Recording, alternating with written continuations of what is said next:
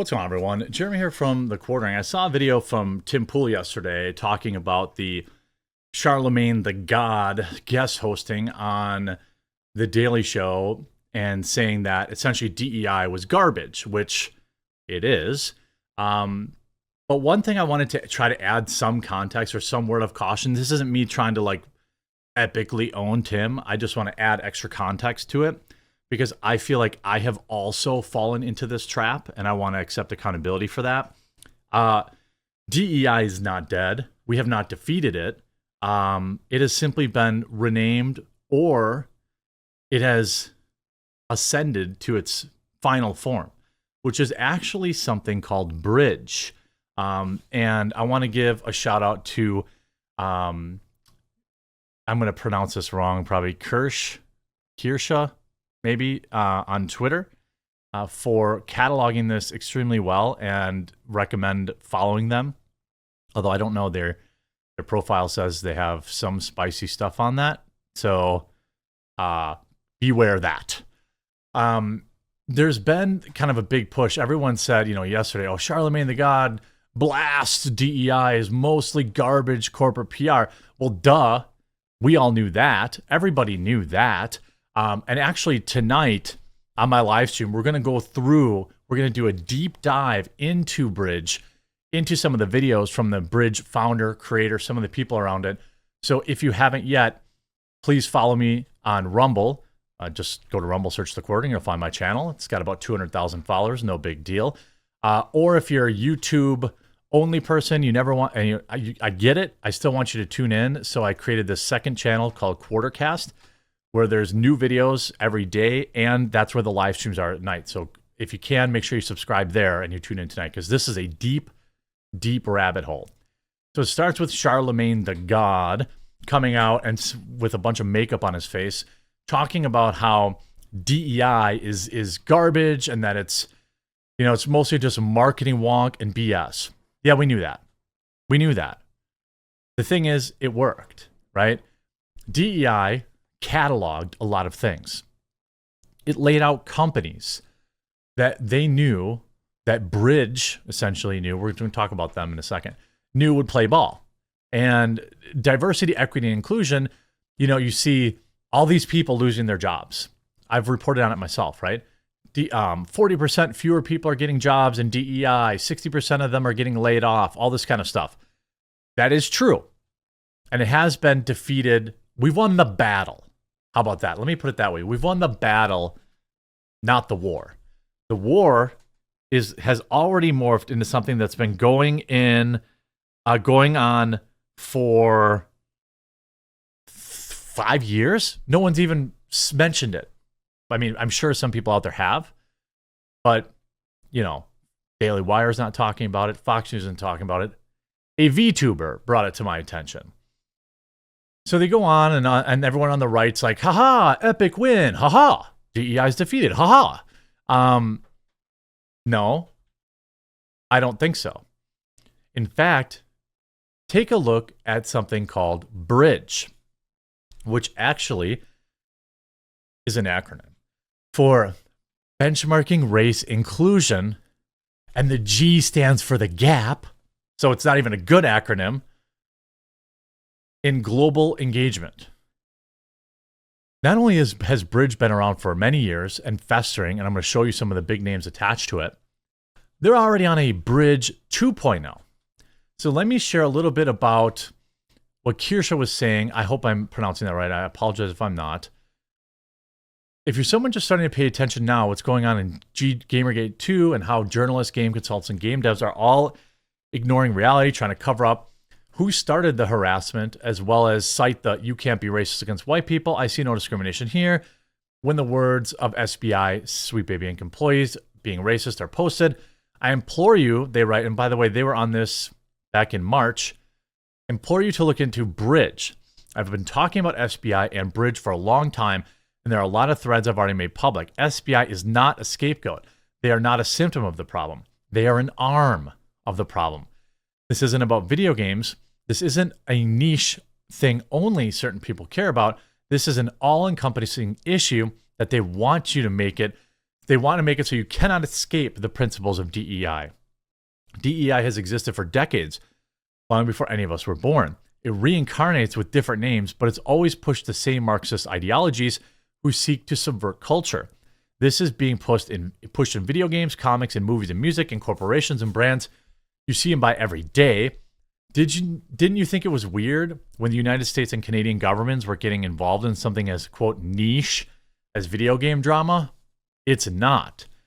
The time for strife has ended, and time for normalization has come. Larry Fink said they must, quote, force behaviors, and that's exactly what they're doing. Here's the CEO of Bridge, Cheryl Dijja, telling you directly how they operate and what their goals are. This is Danny Landers. Seeing stuff like this being so openly said by devs makes it a lot of sense when you understand the big picture. This is the Danny Landers who said, I don't hire white people because they're bad in video games. You know, various warnings went unheard, and we'll watch like some of the more videos tonight on stream. But is an acronym for belonging, representation, inclusion, diversity. The G is the gap in all of those things, and then the E is equity. And our mission is really about moving the narrative of DE&I away from philosophy to operationalizing inclusion as a business practice. See, DEI is just a part of the plan. So our North Star is that.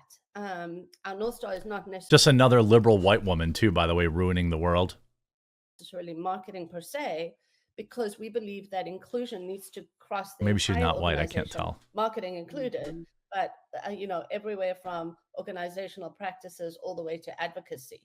And so the way that we come at it is business practices squarely on. This is more than just DEI. We're going to hire enough black and brown people. This is a full encompassing project that has been going on for years. Right out in front of the open. They have Sephora, Discover Card, Milk Pep, whatever that is, Unilever, the Weather Company, Condé Nast, Superset, Havas Network, Extreme Rich, NBC, Peter Blacker, who looks like he's got more spray tan than Donald Trump. A white guy named Peter Blacker is also the head of diversity, equity, and inclusion. That's hilarious. I mean, look at these people. Gallo, BS&I, Index Exchange, iHeartMedia, so it's iHeartRadio, all these companies, right? Nielsen, TV, Campbell's Soup, Indeed, job hiring. I mean, they are in every major company and no one's talking about it because we were fooled. I was fooled. I accept 100% responsibility.